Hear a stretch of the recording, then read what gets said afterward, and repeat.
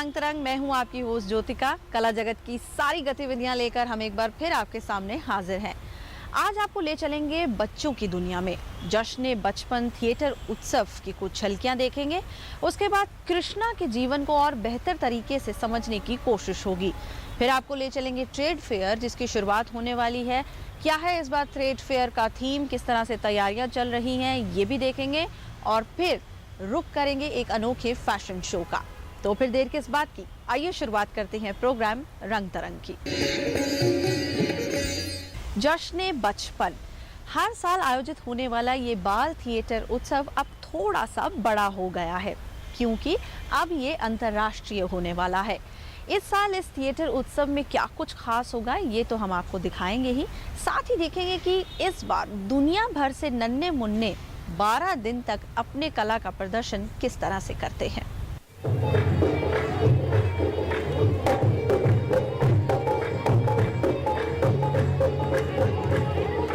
जश्न बचपन एक ऐसा थिएटर उत्सव जो सभी के बचपन को बड़ी ही खूबसूरती से याद करा देता है। हर साल होने वाले इस उत्सव की शुरुआत 14 नवंबर बाल दिवस के मौके पर की जाएगी।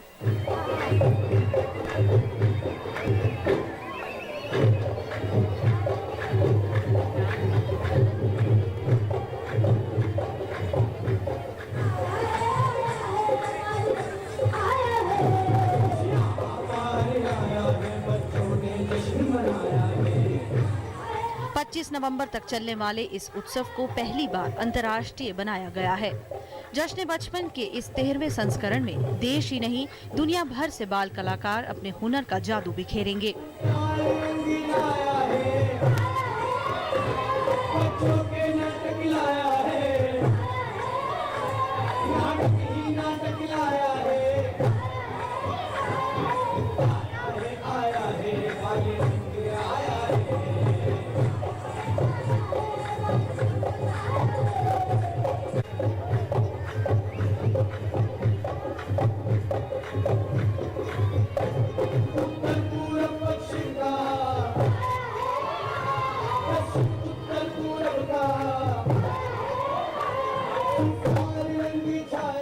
दिन तक लगातार चलने वाले इस मेले में दुनिया भर से विभिन्न विषयों, भाषाओं और प्रसिद्ध और नए निर्देशक अपने नाटक लेकर इसका हिस्सा बनेंगे।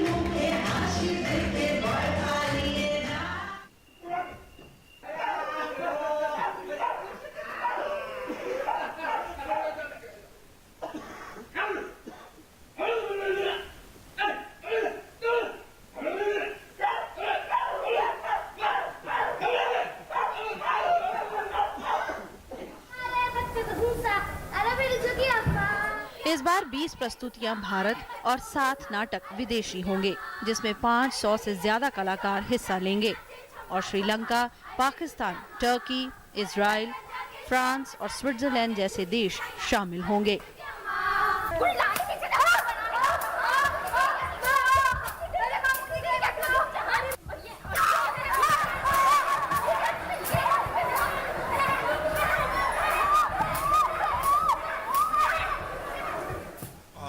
वाला आया, काबुली वाला आया, देश विदेश के सूखे मेवे, देश विदेश के सूखे मेवे साथ में अपने लाया, साथ में अपने लाया।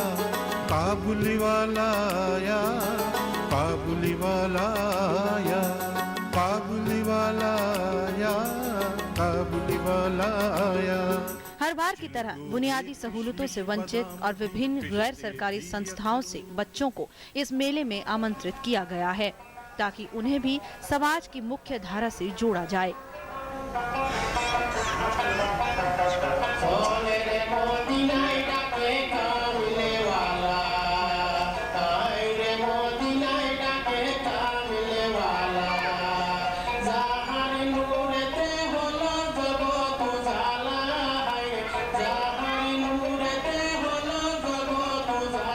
जब दुनिया भर से थिएटर के माहिर एक साथ इकट्ठा होंगे तो जाहिर है एक दूसरे से अपनी कला के आदान प्रदान का मौका भी जरूर मिलेगा।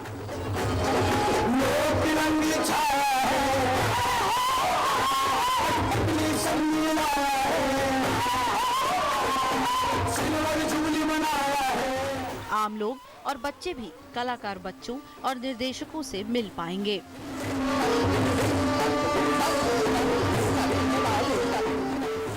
13वें जश्न बचपन लौट आया है दिल्ली में। बेसब्री से इसका इंतजार होता है। इस पर विस्तार में बात करने के लिए हमारे साथ मौजूद हैं नेशनल स्कूल ऑफ ड्रामा में थिएटर इन एजुकेशन के हेड हैं अब्दुल लतीफ़ खताना जी। बहुत बहुत शुक्रिया हमसे बातचीत करने के लिए। जश्न बचपन बच्चों को तो बड़ा ख़ास तौर से इंतज़ार रहता है, लेकिन अब तो बड़ों को भी रहता है। इस बार क्या नया लेकर सबके सामने हाजिर हैं आप? ये जैसे आपने कहा कि 13वां जश्न बचपन है, और दिलचस्प बात यह है कि नेशनल स्कूल ऑफ ड्रामा का सबसे पहला नेशनल थिएटर फेस्टिवल है जश्न बचपन ही। भले ही नाम इसका जश्न बचपन है, लेकिन ये सबसे पुराना फेस्टिवल एक तरह से कह सकते हैं। इसी से फेस्टिवल्स की शुरुआत नेशनल स्कूल ऑफ ड्रामा में हुई है। और इस बार हमने ये कोशिश की है कि इस 13वां जश्न बचपन जो है ये नेशनल होने के बजाय इस बार इंटरनेशनल हो। तो इस बार हमारे पास देश भर से लगभग 22 परफॉर्मेंसेस होंगी इस जश्न बचपन में, जो 14 से लेकर 25 नवंबर तक चलेंगी। इस बार जो ख़ास तौर से बाहर से जो परफॉर्मेंसेस आ रही हैं उसमें दिलचस्प बात ये है कि इन परफॉर्मेंसेस में ज़्यादातर विजुअल परफॉर्मेंसेस आ रही हैं। अच्छा। तो ये समझिए आपके 27 परफॉर्मेंसेस में से 7 ऐसी परफॉर्मेंसेस हैं जो जिसमें कोई एक पर्टिकुलर भाषा से नहीं है, और वो उसमें संगीत है, उसमें पॉपेट्स हैं, उसमें मूवमेंट है, पर उसमें कोई ऐसे मतलब बोलने वाली भाषा जो है वो उस तरह से उसमें नहीं होती। तो बच्चों के लिए ये एक नई तरह का फॉर्म जो है वो काफ़ी हद तक इस फेस्टिवल के अंदर हम फीचर कर पाए हैं। ये ज़माना जो है ये मतलब न्यूक्लियर फैमिली का है, और माता पिता तो ज़्यादातर काम करते हैं, और बच्चों के अटैचमेंट मतलब बाकी घर के करीबियों से के अलावा भी होते हैं। दादा दादी तो यहाँ दिल्ली में बच्चे नहीं, ज़्यादातर उस तरह से इन्हें बहुत न्यूक्लियर फैमिली की वजह से कम हो गए हैं, वो स्ट्रक्चर कम हो गया है। तो ऐसे नाटक भी हैं जिसमें बच्चों का अपने बुज़ुर्गों के साथ क्या रिलेशनशिप बनता है, और वो बुज़ुर्गों की जो एक्सेप्टेंस है वो बच्चों की वजह से उस फैमिली के अंदर कैसे होती है। तो बाहर का एक बुज़ुर्ग जैसे काबुली वाला एक प्ले है, उसके ये इस तरह के भी प्लेस तो हैं। आपने सारे पहलुओं को छुआ है इस बार। अलग अलग थीम है, अलग अलग विषय भी है। अंडर प्रिविलेज्ड बच्चों को आप हर साल बुलाते हैं, अलग अलग NGO से वो आते हैं। इस साल उनके लिए क्या खास इंतजाम? इस साल भी उनको और ज़्यादा हम कोशिश कर रहे हैं इस फेस्टिवल में लाने के लिए, क्योंकि उन बच्चों को वैसे शायद मौका ना मिले, इसलिए हमने उनको ले जाने का इंतज़ाम किया है, और वो हम बिल्कुल उसी तरह से उससे बेहतर ढंग से इस साल उसको और अच्छे से करने वाले हैं। तो अंडर प्रिविलेज बच्चे भी होंगे। हमारे जो संडे क्लब चलता है TI कंपनी का, उसके बच्चे उसको ऑर्गेनाइज करने में भी हमारे साथ शामिल हैं। वो इन प्लेज को मतलब किस तरह से इंट्रोड्यूस करना है, कंडक्ट करना है, वो सब भी वो बच्चे हमारे साथ शामिल हैं। सेमिनार्स भी होंगे, ट्रेनिंग कैंप्स होंगे, आपस में कला का आदान प्रदान भी होगा। वो विस्तार में बताइए किस तरह से उसका इंतजाम है? उसका इंतज़ाम ये है कि जैसे नाटक जिस ऑडिटोरियम में होगा, और उसके अगले दिन जो है हमारे पास एक स्पेस है, हमने पूरी उसी के लिए डिवोट की हुई है। 10 बजे से लेकर 1 बजे तक जो अगली शाम या अगले दिन जिन प्लेज की यहाँ परफॉर्मेंस होगी, जिन टीम्स की परफॉर्मेंस होगी, उनके साथ TI कंपनी के अंदर बैठकर बाज़ाब्ता डिटेल में चर्चा होगी। जश्न बचपन साफ तौर पर लग रहा है कि थिएटर का जो भविष्य है वो आने वाली पीढ़ी के हाथ में है। इस पर आप क्या कहेंगे? किस तरह इस विचार को आगे लेके जिस तरह से आप बढ़ रहे हैं, क्या लगता है, किस तरह की उम्मीदें हैं? देखिए, मुझे लगता है कि इस वक्त में जो मेन स्ट्रीम थिएटर है और जो बच्चों का थिएटर है, बच्चों के थिएटर की ज़रूरत थिएटर वालों को भी है, क्योंकि ये एक ऐसा एरिया है जिसके अंदर बहुत काम है। स्कूलों में स्कूल चाहते हैं कि बच्चों के साथ वहाँ पर जाकर काम हो। अब CBSE ने थिएटर सिलेबस जो है वो इंट्रोड्यूस कर दिया है। बाकी भी ऑर्गेनाइजेशंस जो इस तरह का काम करती हैं वो भी जुड़ी हुई हैं, वो भी तैयार हो रही हैं कि थिएटर जो है स्कूलों के अंदर पूरी तरह से आए। और इसके अलावा फिर एजुकेशन की भी ज़रूरत है कि थिएटर चाहिए, और थिएटर वालों को ज़रूरत है कि उनको फील्ड चाहिए, उनको दर्शक चाहिए, उनको बच्चे चाहिए। तो डेफिनेटली एक बहुत बड़ा फील्ड है।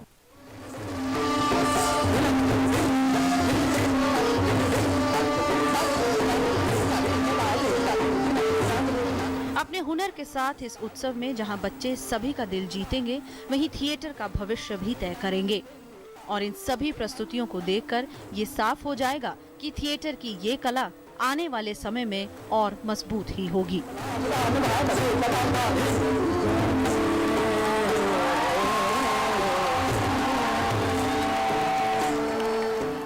ज्योतिका ग्रोवर, रंग तरंग।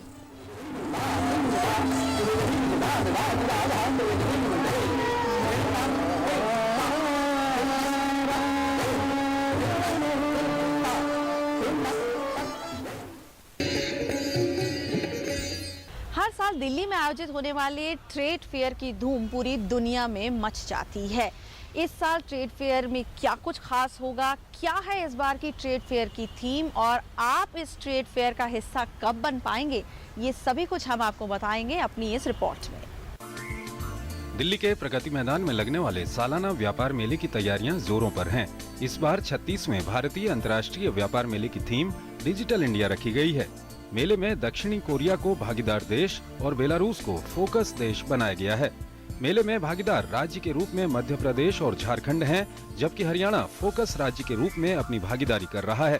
मेले में 24 देशों की 180 से ज्यादा कंपनियां हिस्सा ले रही हैं। Fair will be inaugurated by the Honorable President of India. South Korea is the partner country. Belarus is the focus country.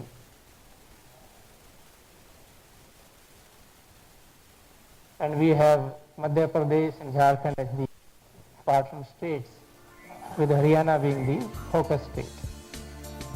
देसी भागीदारी में 27 राज्य और 4 केंद्र शासित प्रदेश, केंद्र सरकार के मंत्रालय, विभाग, सार्वजनिक क्षेत्र के उपक्रम, निर्यात संवर्धन परिषदें, वस्तु बोर्ड, वित्तीय संस्थाएं, कॉरपोरेट और गैर सरकारी संगठन शामिल हैं। ग्रामीण विकास मंत्रालय भारत सरकार के कपाट मंडप में करीब 800 ग्रामीण कारीगर और शिल्पकार भागीदारी कर रहे हैं, जबकि राष्ट्रीय अल्पसंख्यक विकास एवं वित्त और निगम के जरिए 100 शिल्पकार हिस्सा लेंगे। 36वें भारतीय अंतर्राष्ट्रीय व्यापार मेले की थीम इस बार डिजिटल इंडिया रखी गई है। व्यापार मेले में 24 देशों की 280 से ज्यादा कंपनियां हिस्सा ले रही हैं। मेले के पहले 5 दिन केवल व्यापारी वर्ग के दर्शकों के लिए रखे गए हैं, जबकि आम जनता इस मेले का दीदार 19 नवंबर के बाद ही कर सकेगी। कैमरामैन प्रमोद नेगी के साथ गिरीश निशाना, डीडी न्यूज, दिल्ली। भारतीय विद्या भवन एक ऐसी संस्था जिसकी नींव बहुत पुरानी है। इतनी पुरानी कि ये संस्था लंबे समय से न सिर्फ शिक्षा बल्कि संस्कृति, संस्कारों, मूल्यों, कला हर क्षेत्र में नई पीढ़ी को तैयार करती आ रही है। इसी संस्था ने एक कार्यक्रम का आयोजन दिल्ली में किया।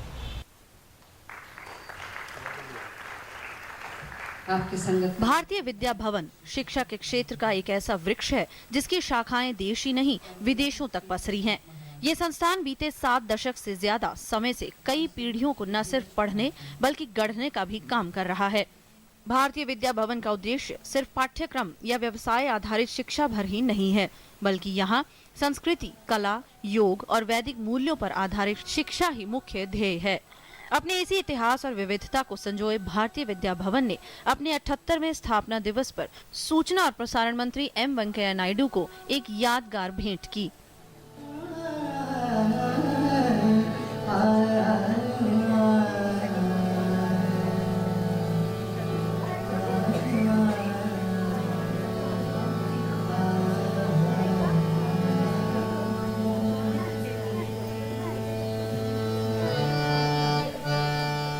वेंकैया नायडू ने भारतीय विद्या भवन की शिक्षा के क्षेत्र में योगदान को सराहा और आने वाले भविष्य के लिए उन्हें शुभकामनाएं दी।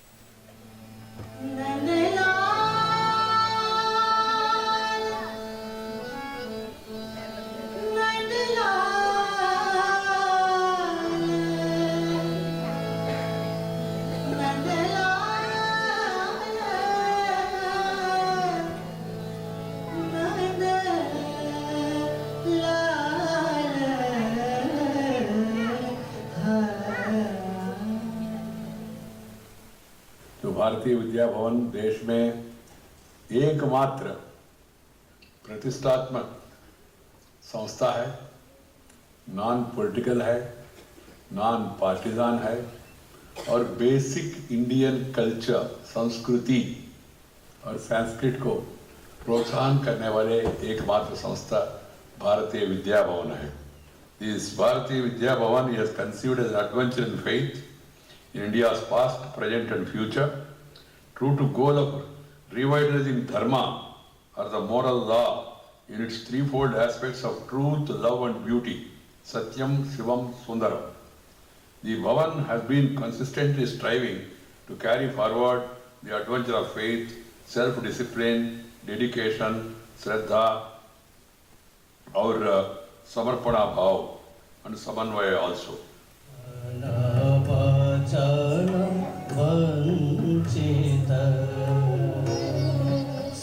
भारतीय विद्या भवन की ओर से संचालित केंद्र देश और विदेशों में शिक्षा का प्रचार प्रसार कर रहे हैं। ये संस्थान योग, वेदांत, संस्कृति, नेचुरोपैथी से लेकर प्रबंधन, मीडिया सहित विभिन्न व्यावसायिक पाठ्यक्रमों में विद्यार्थियों की फसल तैयार कर रहे हैं।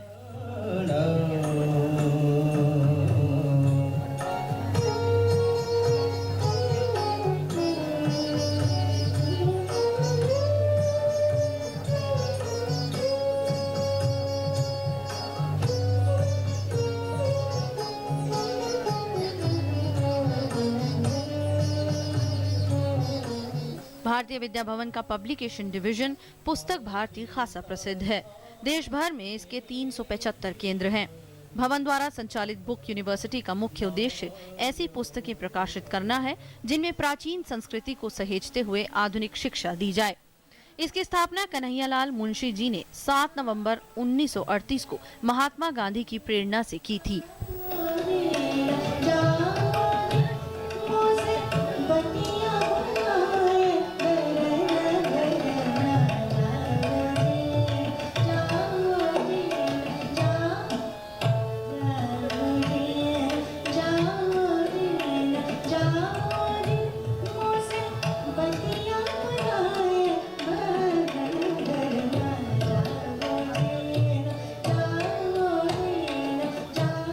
सरदार वल्लभ भाई पटेल तथा राजगोपालाचारी जैसी महान विभूतियों के सक्रिय योगदान से विद्या भवन गांधी के आदर्शों पर चलते हुए आगे बढ़ता रहा है।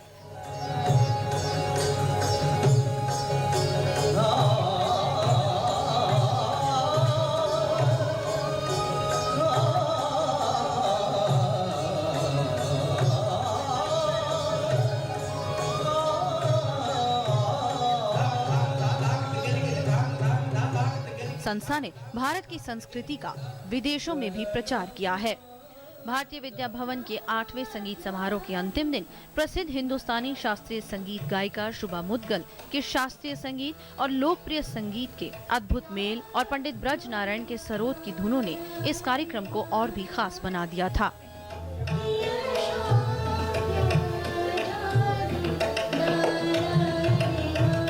ऋतु वर्मा, रंग तरंग।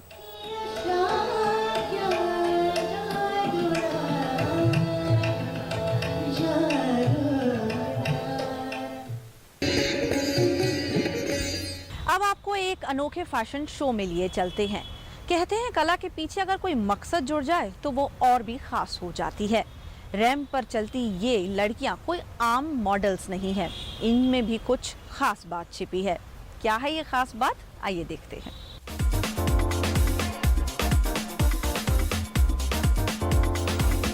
नवंबर मंगलवार को मुंबई में दृष्टिबाधित लड़कियों के एक ग्रुप ने साहस और आत्मविश्वास दर्शाते हुए एक सौंदर्य स्पर्धा में भाग लिया। इस फैशन शो का आयोजन national association for the blind और एक गैर सरकारी संस्था ब्लाइंड ड्रीम्स ने मिलकर किया। विभिन्न योग्यता वाली इन लड़कियों में स्पर्धा में भाग लेने का पूरा उत्साह था और वे अपनी प्रतिभा का प्रदर्शन करके अपनी योग्यता को साबित करना चाहती थी। पंजाब से आई अनुराधा भारद्वाज ने कहा कि उसने कभी नहीं सोचा था कि वो ये कर सकती हैं। उन्होंने कहा कि मैं अपनी खुशी जाहिर नहीं कर सकती। कभी उम्मीद नहीं थी कि हम यहाँ तक आएंगे। हमें कुछ कभी सोचा नहीं था ऐसा कुछ होगा लाइफ में। मतलब इतनी खुशी हो रही है, बता नहीं सकते। हम यहाँ तक आए हैं, हम यही करेंगे आगे कि जैसे हम आज यहाँ खड़े हैं कि हमारी तरह और भी बच्चे यहाँ आके खड़े। उन्हें भी ये मौका दिया जाए। हम कभी इमेजिन नहीं कर सकते एक स्टाइल वर्ल्ड में, लेकिन आज खुद को इमेजिन करने से भी बहुत अच्छा लग रहा है कि हम हैं इस वर्ल्ड में। ब्लाइंड ड्रीम्स के अध्यक्ष समीर मंसूरी ने कहा कि इस तरह के कार्यक्रम से वो ये साबित करना चाहते थे कि दृष्टिबाधित लोगों की दृष्टि पूरी है और समाज के लिए उपयोगी हो सकती है।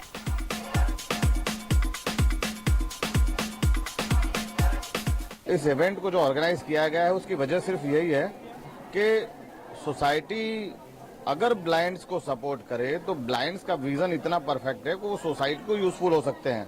तो हमने एक साथ जो है इन लड़कियों को जमा करके ब्लाइंड्स का विजन कितना परफेक्ट होता है वो जो है प्रूव किया है।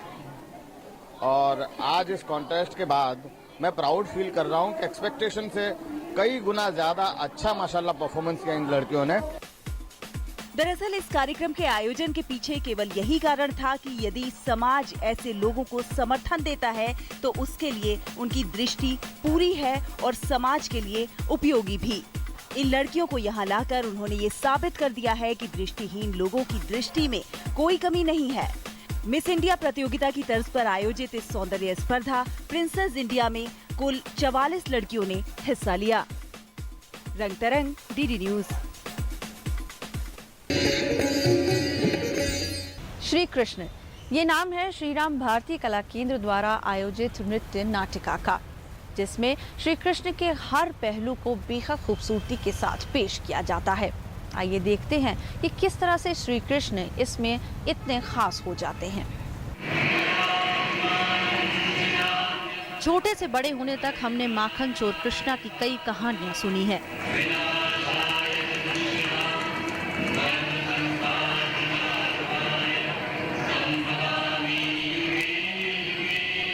कृष्णा की अटखेलियां, कृष्णा की गोपियों के संग्रास लीला और कृष्णा के चमत्कार भी।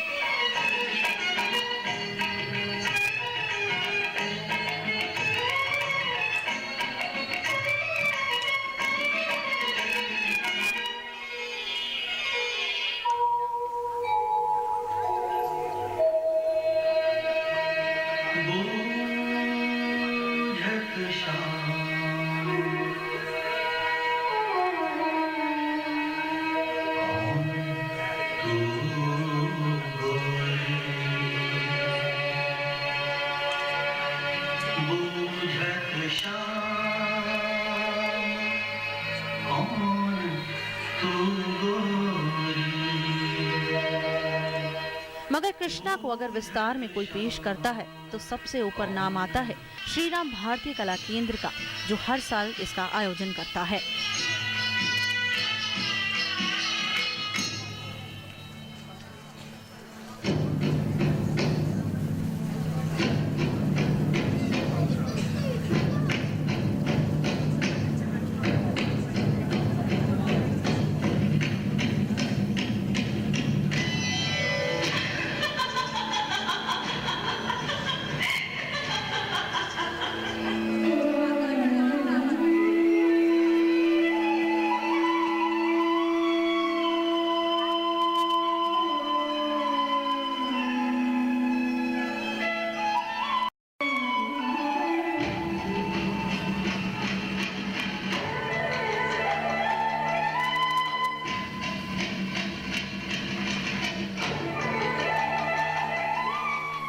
इसी कृष्णा को एक बार फिर देखने का मौका मिला दिल्ली में आयोजित एक कार्यक्रम में।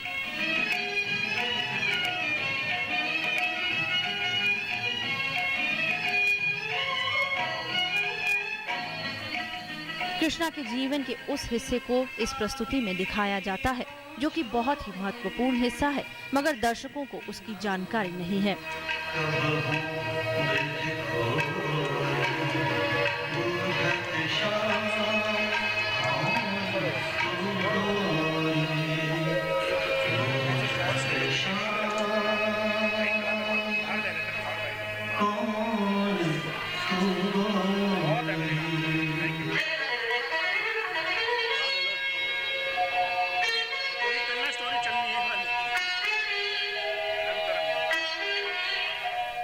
ये प्रस्तुति लोक नाच और शास्त्रीय नृत्यों का मिश्रण है और इसके पीछे कड़ी मेहनत लगती है।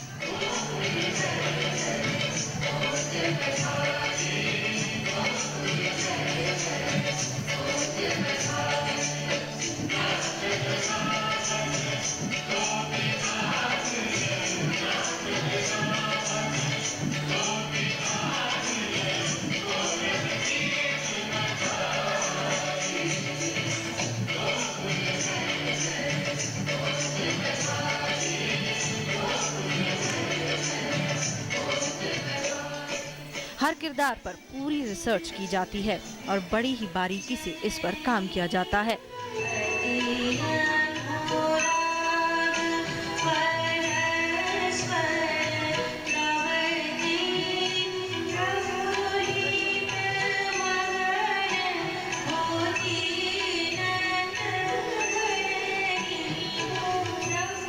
तो अगर आपको गीता के कृष्णा को और करीब से जानना है तो श्री राम भारती कला केंद्र द्वारा इस प्रस्तुति को देखना जरूरी हो जाता है।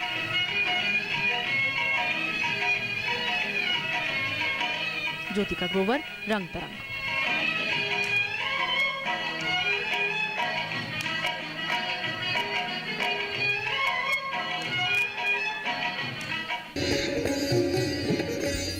वक्त तो चला आपसे विदा लेने का, लेकिन जा रहे हैं फिर इस वादे के साथ कि अगले हफ्ते फिर आपसे मुलाकात होगी कला जगत के कुछ नए रंगों के साथ।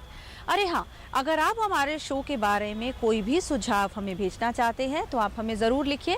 हमारा ईमेल आईडी आप सभी जानते हैं, rangtarang@gmail.com। तो फिर अगले हफ्ते तक के लिए हमारी पूरी टीम को दीजिए इजाज़त। नमस्कार।